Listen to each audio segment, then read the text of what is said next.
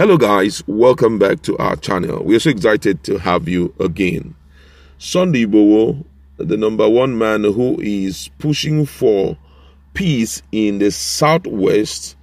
We can still recall that far back, some months ago, he had issued eviction notice to Fulanis, and when they refused quitting the land in your state, he had to, mobilize guys and they send them packing. But he has been in the news for a while now. For some time now, also he's been pushing to ensure that the Oduduwa Republic is a reality. But the news we have for you has to do with the issue of him being invited by the Inspector General of Police. It's not really been confirmed that he has been invited by the Inspector General of Police, but according to the information we've gotten from his media person, he said that there was a delivery man who came around on the 1st of April 2021, which is yesterday, to deliver a letter, and that letter was coming from the Inspector General of Police.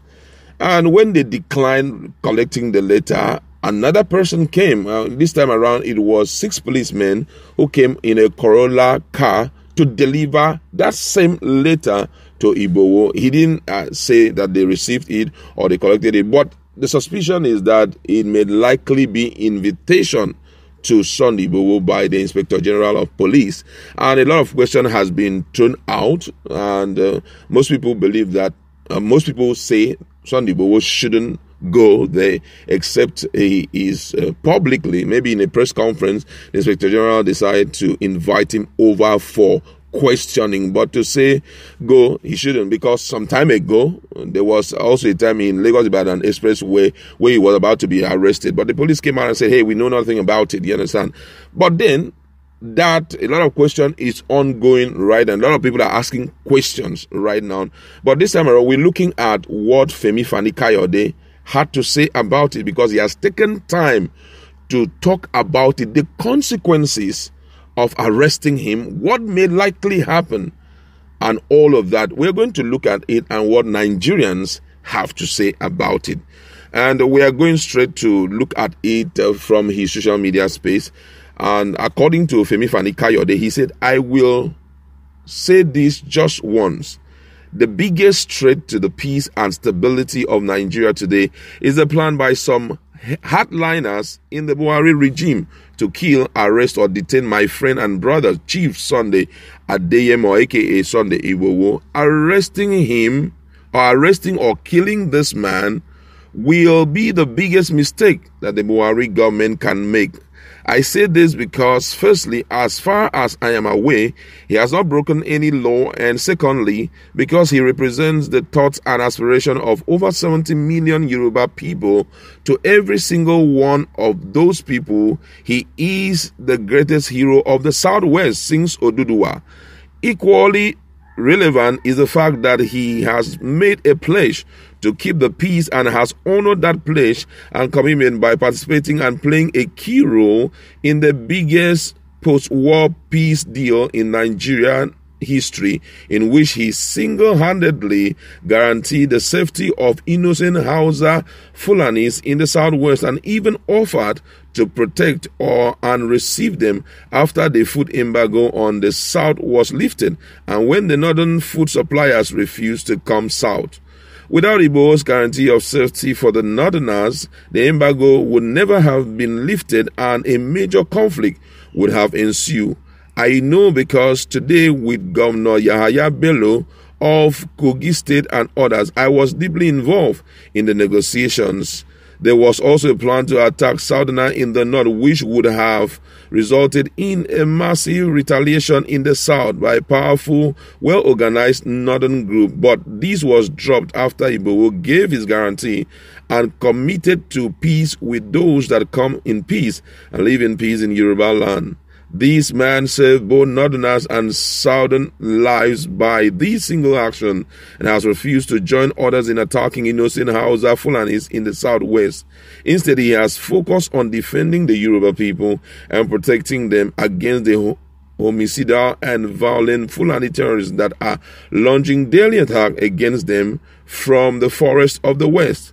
For this, he is loved and revered by our people, and neither will any self-respecting Yoruba person offer an apology? This is a matter of self-defense, and Igboho has consistently carried out these heroic operations in conjunction and collaboration with the local law enforcement agencies.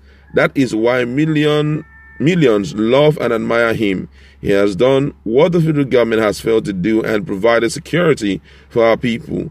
To kill or arrest such a man who has committed no crime and who millions all over the Southwest love and would gladly die for is a dangerous and reckless and self-destructive course to take. And neither should his belief in the establishment of an Aduduwa Republic attract such aggression, because he's simply reflecting the views and voicing the aspiration of millions of Yoruba people. If the federal government has an issue with Sunday Igboho, my counsel and advice is to dialogue with him and attempt to build bridges of peace and understanding rather than attempt to arrest or kill him or wage war against him. He is not a murderer or a terrorist, and neither has he breached any law or committed any offense. All he has sought and fought for is peace and security and the protection of his people against foreign invaders and killers who have occupied our land and who the federal government has been unable or unwilling to uproot and eradicate. Those identifiable individuals from the Southwest that are jealous of Igboho's rising profile and that have urged the federal government to kill or arrest him are the real enemies of the Buhari administration. They are also the enemies of the people of the Southwest and Nigeria. Wow. This is really, it's really serious, and we have to be very careful here. But let me continue reading. It said, arresting or killing Igboho will not help these people achieve their political objectives and aspirations. It will make it impossible for them to do so and attract unprecedented hostility, opprobrium, and notoriety to them. Teachers or treachery and betrayal comes with a heavy price. If anyone doubts that, they should find out how Judas Iscariot ended. Peaceful coexistence with those we may not like or agree with is the only option we have as a people if we do not want another civil war. Building bridges of peace and fraternity, even with those we may be opposed to, is the only way forward if we wish to avoid an armed conflict. The greatest threat to our peace is for anyone to believe that the arrest or elimination of Igboho will not have serious consequences.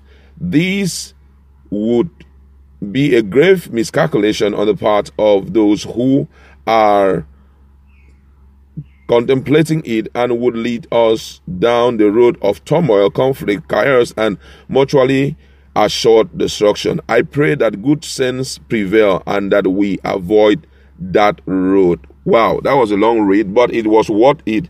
And a lot of Nigerians have reacted to this because for many, it is believed that Sunday Igboho has crossed the borderline, but some believe also that he is doing the ideal thing, reason being that the federal government have failed to carry out their responsibility. Sometimes I just sit back and I begin to imagine if the likes of men like this, if men like this were not in existence, what would have been our position right now, considering how continuous the push by these Fulani guys are towards ensuring that they continue to cause chaos, mayhem, and all manner of things in the Southwest, not just the Southwest, in all parts of Nigeria. They are, a serious bone in the neck of Nigeria. Look at Ebonyi State. What is happening in Ebonyi State?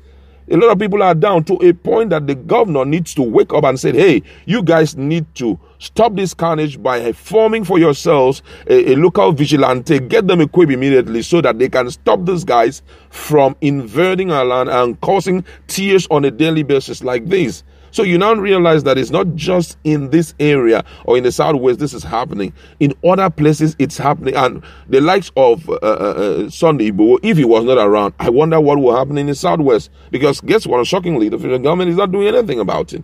Now, right now, the issue that most people are, or the question most people are asking is, if that letter was, the content of that letter was invitation for Sunday Igboho to come over and see the IGP. A simple question that the media person had asked was, why is it that such letter is coming only to Sunday Igboho?